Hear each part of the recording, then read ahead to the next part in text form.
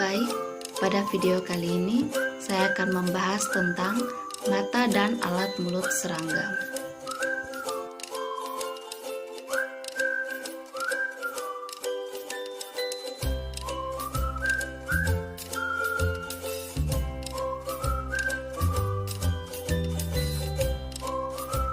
Mata serangga memiliki dua jenis, yaitu mata tunggal dan mata majemuk. Mata majemuk, yaitu mata faset, dijumpai pada serangga dewasa dan biasanya berjumlah sepasang, terletak pada setiap sisi kepala dan posisinya sedikit menonjol. Mata majemuk serangga dipergunakan untuk menangkap kesan bayangan atau citra. Mata majemuk bekerja lebih baik dalam mendeteksi benda-benda sesaran yang bergerak dengan cepat. Mata majemuk atau yang biasa disebut mata faset ini terdiri dari dua buah bangunan yang besar, halus, dan mengkilap, terletak pada kedua sisi kepala. Bentuknya cembung, bulat, dan lonjong. Mata majemuk terdiri atas sejumlah mata faset yang disebut omatidium yang masing-masing memiliki kornea sendiri-sendiri. Omatidium merupakan bagian dari mata majemuk yang memiliki lensa iris yang terdiri dari 3 daerah, yaitu iris bawah, matriks iris, dan iris atas. Yang berikutnya kerucut kristalin yang tembus cahaya sebagai penyangga. Yang berikutnya bagian sel reseptor yang memiliki pigmen fotoreseptor serta sel sensori sebagai penglihatan yang peka terhadap cahaya. Yang berikutnya sel-sel yang mengandung pigmen yang memisahkan omatidia satu dengan omatidia yang lainnya. Yang berikutnya bagian rabdon. Bagian rabdon ini yaitu bagian yang menjerat cahaya dan memandunya ke sel reseptor. Yang berikutnya bagian akson, yaitu sebagai bundel syaraf yang meneruskan gambar terlihat ke otak. Bagian luar dari tiap omatidium terdapat lensa yang disebut kornea. Permukaan depan lensa merupakan satu faset mata majemuk. Setiap omatidium akan menyumbangkan informasi penglihatan dari satu daerah objek yang berbeda-beda. Semua informasi dari setiap omatidium kemudian akan digabungkan dalam bentuk bayangan mosaik yang menyusun seluruh pandangan serangga. Yang berikutnya yaitu mata tunggal. Mata tunggal atau biasa disebut dengan ocellus dapat dijumpai pada larva, nimfa, dan serangga dewasa. Fungsi ocellus adalah menanggapi perubahan intensitas cahaya dengan cara merangsang serangga untuk meningkatkan atau mengurangi aktivitasnya. Rangsang cahaya yang jatuh di ocellus membuat serangga yang sedang berjalan atau terbang menjadi lebih cepat. Ocellus terdiri dari satu kornea, lapisan kornea gen, dan lapisan sel indera yaitu retina. Kemungkinan ocellus hanya dapat menangkap gerakan dan tidak dapat menangkap gambaran benda yang dilihat dengan nyata. Mata ocelli terdapat dua jenis, yaitu dorsal ocelli yang merupakan perintis dari mata majemuk serangga dewasa yang berfungsi untuk menangkap intensitas cahaya dan berjumlah 3. Sedangkan lateral ocelli berfungsi untuk melihat atau menangkap bentuk dan warna. Jumlah bervariasi yaitu 1-6 atau lebih. Pada mata ocelli dibentuk oleh lapisan kutikula yang mengeras dan transparan. Kornea berbentuk cembung yang di bawahnya terdapat sel-sel kornea gen dan di bawahnya lagi sel-sel retina. Retina terdiri atas sekumpulan saraf sensoris yang mengelilingi rabdon atau lensa optik. Yang berikutnya saya akan membahas tentang alat mulut serangga.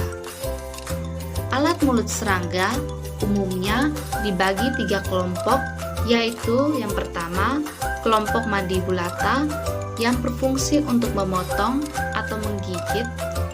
Yang kedua, kelompok Haustellata. Yang ketiga, kelompok kombinasi.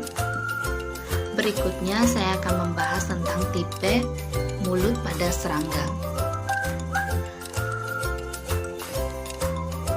Yang pertama, tipe mulut menggigit mengunyah, yaitu masuk dalam kelompok Mandibulata. Hewan pada tipe ini yaitu belalang. Tipe ini terdiri dari sepasang bibir, organ penggiling untuk menyobek dan menghancur, serta organ tipis sebagai penyobek. Makanan disobek, kemudian dikunyah lalu ditelan. Struktural alat makan jenis ini terdiri dari labrum yang berfungsi untuk memasukkan makanan ke dalam rongga mulut.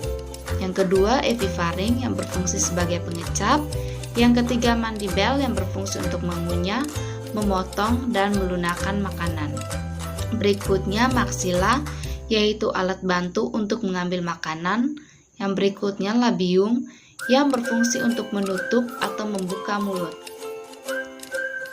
Tipe yang kedua yaitu tipe menusuk mengisap. Tipe ini masuk dalam kelompok Haustellata. Contoh hewan pada tipe ini yaitu kepik dan nyamuk. Alat mulut yang paling menonjol yaitu labium yang berfungsi menjadi selongsong stilet. Ada 4 stilet yang sangat teruncing yang berfungsi sebagai alat menusuk dan mengisap cairan tanaman. Keempat stilet berasal dari sepasang maksila dan mandibel. Ini merupakan suatu perubahan bentuk dari alat mulut serangga pengunyah. Pada tipe penusuk dan pengisap ini, alat mulut sudah termodifikasi, di mana maksila dan mandibula termodifikasi seperti jarum yang berfungsi untuk menusuk, contohnya pada nyamuk. Lalu tipe penghisap di mana maksila termodifikasi menjadi alat mengisap. Yang ketiga, tipe menjilat mengisap, itu masuk dalam kelompok Haustellata. Contoh hewan yaitu lalat.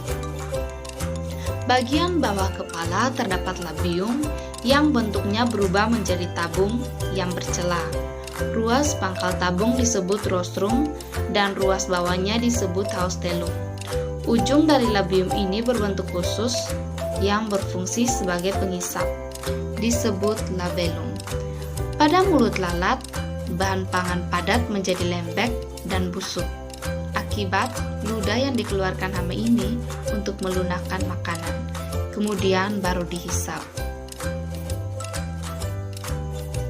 Berikutnya yaitu tipe mulut menghisap, yaitu masuk dalam kelompok Haustellata. Contoh hewan pada tipe ini yaitu ngengat dan kupu-kupu dewasa. Tipe ini merupakan tipe yang khusus, yaitu labrum yang sangat kecil dan maksila palpusnya berkembang tidak sempurna. Labium mempunyai palpus labial yang berambut lebat dan memiliki 3 segmen. Bagian alat mulut ini yang dianggap penting dalam tipe alat mulut adalah proboscis, yang dibentuk oleh maksila dan galea menjadi suatu tabung yang sangat memanjang dan memulung. Yang berikutnya, tipe mulut meraut mengisap, masuk dalam kelompok Haustellata. Contoh hewan pada tipe ini yaitu strips. Hama strips ini menyerang jaringan hingga keluar cairan.